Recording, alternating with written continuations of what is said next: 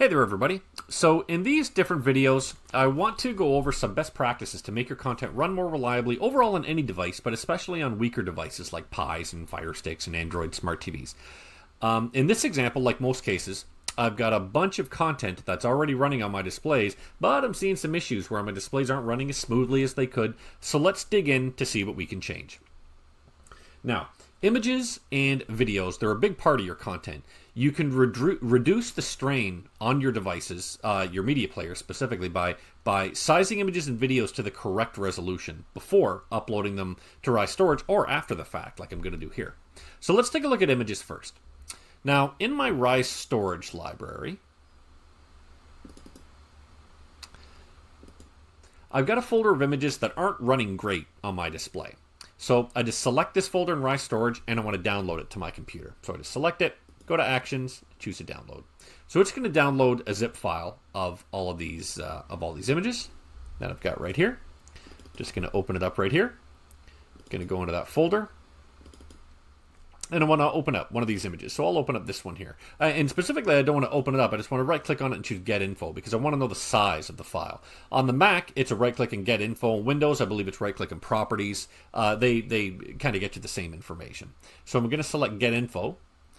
And holy moly, those dimensions are a lot bigger than 1920 by 1080.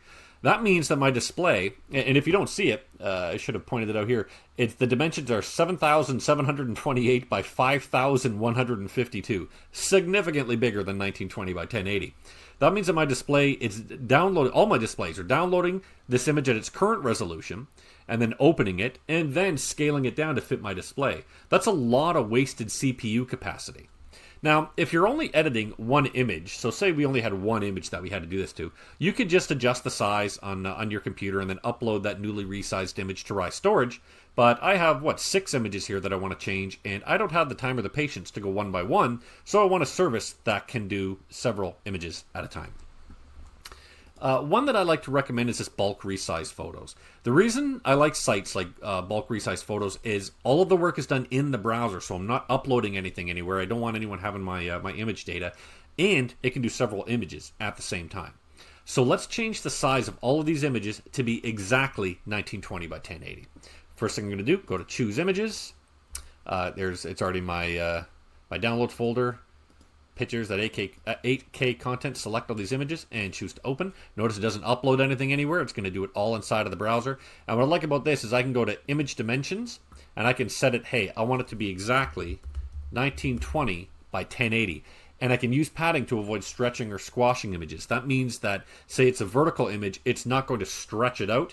So it fills the whole landscape window. It's instead going to put black on the left and right sides. Well, I have to select that first. It's going to put black on the left and right sides and not stretch the image that it's manipulating. Instead, just scale it down to 1920. And how do I get it to select, whatever color I want? In this case, black. I just go down to Image Background here, click on Color, and for me, I'm going to go down to the bottom, 000 to be black, but you could select any of the colors that are here, or if you know the RGB code, you can put those in right there. But it's going to be black in my case, and then I just press Start. Now notice it did that, and it downloaded the zip file to my machine. And notice here, before, all those 6 images were 10.1 megabytes in file size, and now they're at 1920 by 1080, they're 952.1 kilobytes, so significantly smaller.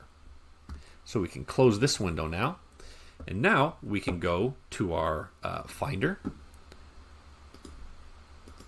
And in Downloads, we've got bulk resize photos right there. I'm just going to open this, and I'm going to call this one, I'm going to just click on it and call it New 8K Content.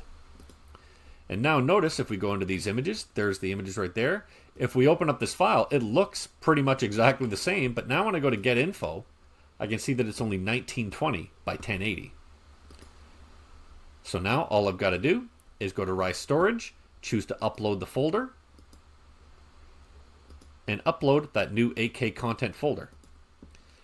Now what I want to do, is any presentations that I'm using this content, I want to use these newer images that I've uploaded, and they'll look exactly the same, but be way easier on my device.